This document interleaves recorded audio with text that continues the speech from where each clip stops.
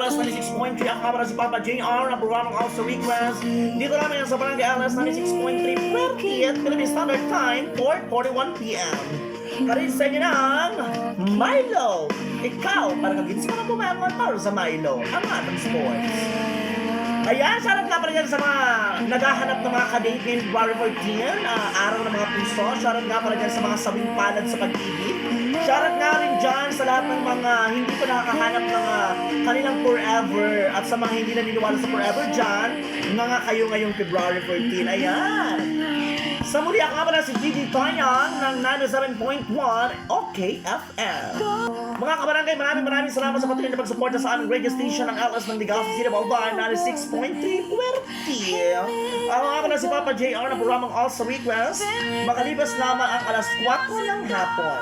Binabati nga pala dyan ang mga taga-barangay Kawayan, lalong-lalo na si Honorable Barangay Captain Gilbert Saban, and of course, SK Chairman Kana, and of course, the councils of Barangay Kawayan. Thank you so much!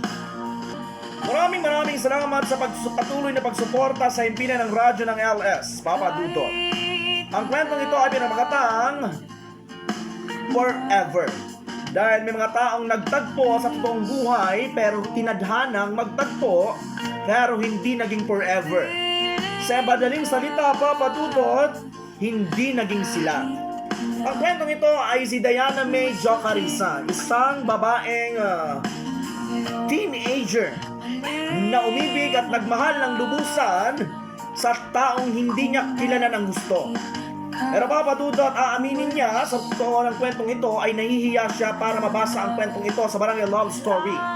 Pero lakas na loob na ipinadala niya ang sulat na ito para maging inspirasyon ngayong February 14 sa lahat ng mga naghahanap at patuloy pa rin umaasa na magkakaroon ng mga mahal nila sa buhay.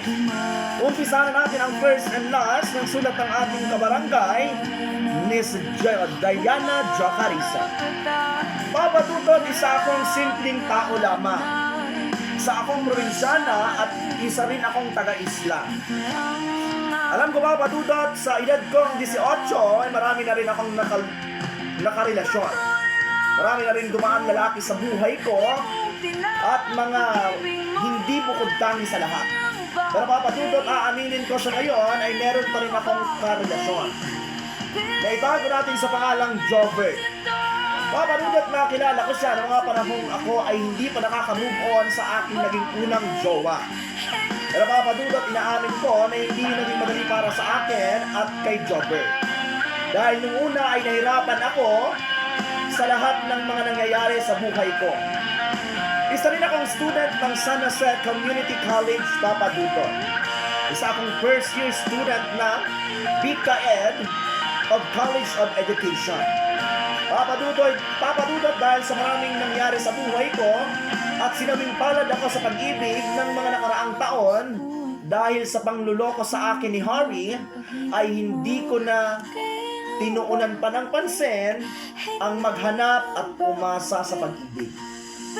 Masaya na ako, Papa Dudot, na nagpo-focus na lang ako bilang isang masayang estudyante at maging isang tapat na tao. Sa ngayon, Papa Dudot, umaasa pa rin ako na marami pa rin ng mga lalaking naghihintay dyan na makakaharap ko pagdating ng panahon at makikilala ko ng lubusan na tunay at tapat na magmamahal sa akin. Alam ko, Papa Dudot, na may mga tao pa rin na masaya at may mga tao pa rin na talagang loyal. Naniniwala ako sa mga ganoon dahil ika nga nila, basta mahal ka, babalikan ka. Hanggang dito na lang, lubos na gumagalang, Diana May Jocarisa.